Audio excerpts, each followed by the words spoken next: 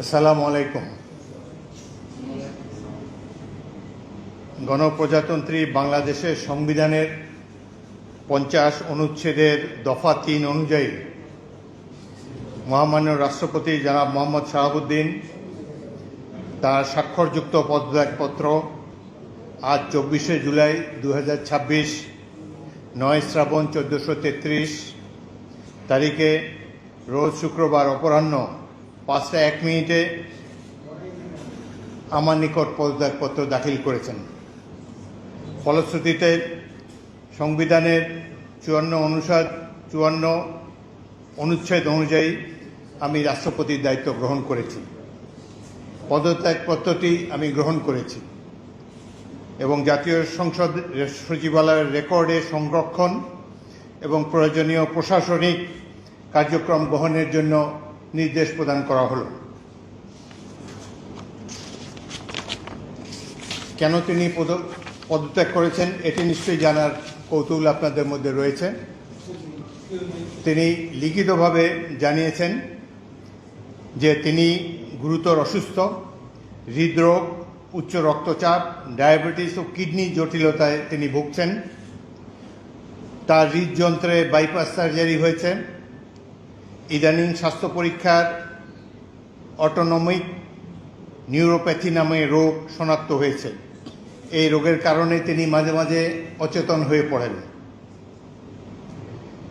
এসব রোগের প্রাদুর্ভাবে এবং শারীরিক ও মানসিক অসমর্থতার কারণে রাষ্ট্রপতির মতো গুরুত্বপূর্ণ সাংবিধানিক পদের দায়িত্ব পালন করা তার পক্ষে সম্ভব হচ্ছে না। তার দীর্ঘমেয়াদী চিকিৎসার প্রয়োজন। এই কারণেই তিনি স্বাস্থ্যগত কারণে পদত্যাগ করেছেন এবং বাংলাদেশ জাতীয় সংসদের স্পিকার হিসাবে এই পদত্যাগপত্র আমি গ্রহণ করেছি। সংবিধানে ইতিমধ্যে আপনারা জানেন যেদিন আমি স্পিকার হিসাবে শপথ নিয়েছি সেই দিনই ভারপ্রাপ্ত রাষ্ট্রপতি হিসাবেও শপথ নিয়েছি যদি প্রয়োজন হয়। একইভাবে আমাদের ডেপুটি স্পিকার সাহেব তিনিও যখন ডেপুটি স্পিকার হিসেবে শপথ নেন শপথের অংশে বর্ণিত থাকে যখন বলা হবে কোনো কারণে যখন স্পিকারের চেয়ার শূন্য থাকবে তখন ডেপুটি স্পিকারের পদের দায়িত্ব পালন করবেন। সুতরাং আজকে বাংলাদেশের নানা ধরনের কথাবার্তা আমি দুপুরে এসেই শুনছি। দেখা গেল যে এটি প্রকৃত, তিনি শারীরিক অসমর্থের কারণে পদত্যাগ করেছেন। আমি তার মঙ্গল এবং সুস্বাস্থ্য কামনা করি এবং আমার মনে হয় তিনি মাফিয়া সরকারের আমলে নির্বাচিত হলেও বর্তমানে জনগণের ভোটে যে সরকার নির্বাচিত হয়েছে তার প্রতি তিনি সমর্থন এবং শ্রদ্ধা প্রকাশ করেছেন সবসময়। আমি তার মঙ্গল কামনা করি। আপনাদের সবাইকে ধন্যবাদ।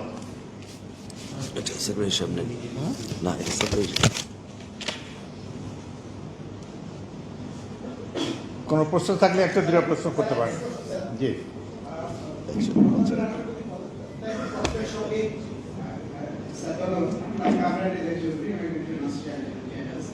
আরেকটা প্রশ্ন হচ্ছে মহামান্য রাষ্ট্রপতি যে পদত্যাগপত্র জমা দিয়েছেন তার সঙ্গে কোনো মেডিকেলের ডক্টরের সার্টিফিকেট বা কোনো কিছু যাতে করে জনমনে একটা প্রশ্ন আছে যে এটা কি আসলে কাগজে কলমে অসুস্থতা না জেনুইন অসুস্থতা।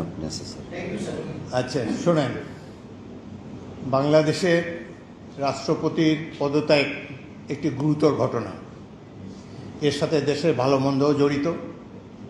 রাষ্ট্রপতি একজন মানুষ, তিনি অসুস্থ হতেই পারেন এবং তিনি রোগেরও নাম প্রকাশ করেছেন, লিখিতভাবে জানিয়েছেন তিনি কি রোগে ভুগছেন এবং মাঝে মাঝে তিনি অচেতন হয়ে পড়েন।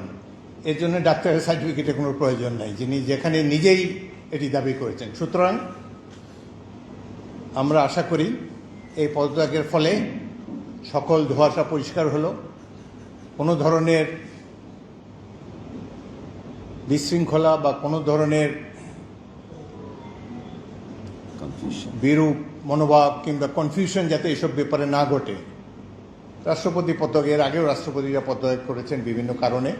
রাষ্ট্রপতি দেশের একজন সম্মানিত মাননীয় রাষ্ট্রপতি, তিনি পদত্যাগ করতেই পারেন এবং এই চেয়ার তো কখনো শূন্য থাকে না এবং আমি জাতীয় সংসদের স্পিকার হিসাবে এই পদত্যাগপত্র গ্রহণ করেছি। এটি হলো বাস্তবতা। আশা করি সকল ধরনের কনফিউশন এখন থেকে দূর হয়ে যাবে। আপনাদের সবাইকে অসংখ্য ধন্যবাদ। মহামান্য রাষ্ট্রপতি একটা প্রশ্ন। এই ধরনের প্রশ্ন করবেন না ভাই, কোনো কনফিউশন ক্রিয়েট করবেন না। Constructive. দেখেন এক minute please listen to me. একটু আপনার একটু প্লিজ। আপনারা আমাকে স্পিকার হিসাবেও দেখেছেন, এর আগেও 40 বছর ধরে রাজনীতি করছি, আমি সরাসরি কথা বলতে অভ্যস্ত। সুতরাং কনস্ট্রাকটিভ কথা বলবো। কনস্ট্রাকটিভ কথা বলা ভালো। আমি তো প্রশংসাই করলাম তার। তিনি রিজাইন করেছেন স্বাস্থ্যগত কারণে, কি কি রোগের কথা তিনি বলেছেন, কিভাবে তিনি আমাদের কাছে দিয়ে সেটাই জেনেছি। এরপরে এটার মধ্যে তো আর অন্য কোনো কিছু নেই। যে বলেন, একজন মহিলা বলেন। পরিচয়টা কি? আপনার পরিচয় দিয়ে বলেন। জি,